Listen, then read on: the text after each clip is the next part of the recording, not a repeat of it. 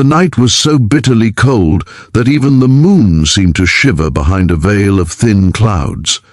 Snow smothered the roads in an eerie silence, the world holding its breath as though bracing for something tragic or miraculous. On the outskirts of a forgotten highway, an old woman sat alone on a crumbling wooden bench outside a shuttered bus stop, her thin coat battling a winter that did not care who survived it. Anyone passing by might have mistaken her for a shadow, a ghost of Christmas past, or someone the world had simply chosen to ignore. But destiny had a strange way of making people collide, especially when one soul desperately needed warmth and another needed a reason to believe in goodness again. If you believe kindness and second chances can still change the world, please like, comment, share, and subscribe. Your support helps these stories reach more hearts. Her name was Margaret, though no one had spoken it aloud in days.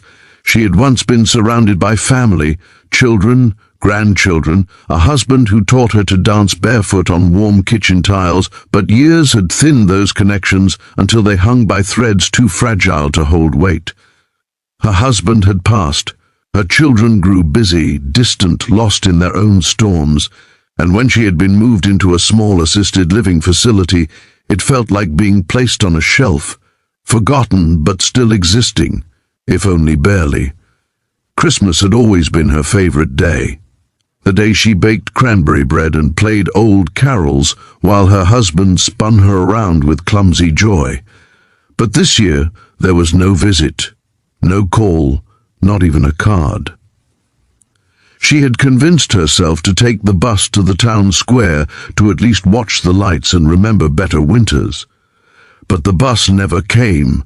The cold swallowed her strength, and she found herself stranded on that lonely bench, feeling the weight of the world settle heavily on her frail shoulders. Miles away, a lone biker rode his motorcycle through the night, its engine growling. Like a beast in the silence. His name was Jax, broad-shouldered, leather-clad, carrying a reputation that had kept most people at a polite distance. He belonged to the Hell Angels, the kind of biker club that made strangers quickly look away. People saw the tattoos, the scars, the darkness he wore like armor, and built their judgments around that. But no one knew the battles that lived behind his steel-cold eyes. No one knew how many Christmases he had spent alone since his mother died. No one knew how much he hated the quiet, because quiet reminded him of everything he had lost. As he rode, a strange instinct tugged at him, a feeling he didn't trust but couldn't ignore. The snow grew thicker, forcing him to slow near the abandoned bus stop, and that was when he saw her. A small figure hunched forward, unmoving, like winter itself was trying to claim her. Something slammed inside his chest, startling him more than any fight he'd ever been in.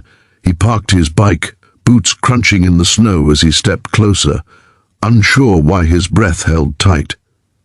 When he reached the bench and saw her trembling hands clutching a worn purse, something inside him softened, cracked, opened. She looked up and he saw eyes, tired, glassy, but still hopeful. He didn't know it yet, but that look would change his life. Jax had never been good with tenderness, but he was good with instinct, and every instinct screamed that this woman, alone on a freezing night, needed more than charity. She needed someone to care that she was still alive. Without hesitation, he removed his heavy leather jacket, warm from his body, and wrapped it around her thin frame. She flinched at his tattoos, the roughness of his hands, but then she relaxed as warmth finally reached her bones. Jax didn't ask questions at first. He simply lifted her into his arms, surprised by how light she was, how fragile, like a memory that could fade if he held her the wrong way.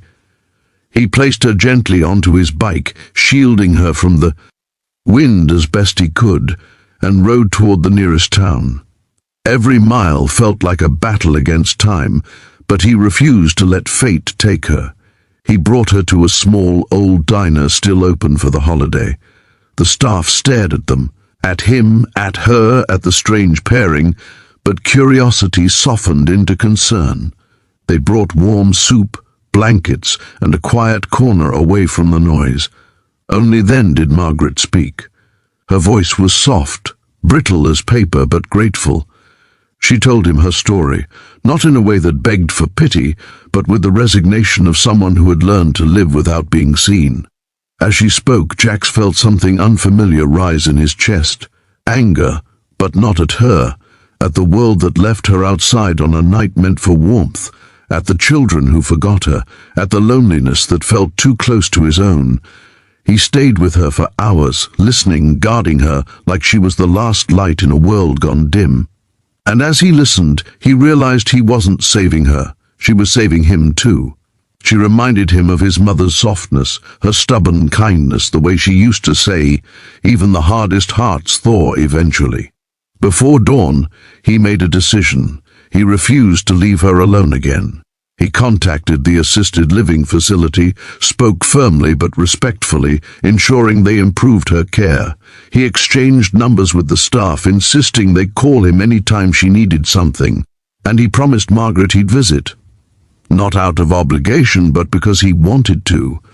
Because she had become, in a few short hours, a piece of something he thought he'd never have again: family. Days turned into weeks. Jax kept his promise. He brought her flowers, played old songs on his phone, fixed little things around her room, and listened to stories from a life richer than any he'd known. Word spread in the facility about the intimidating biker who visited the gentle old woman and laughed like a child when she teased him about his hair.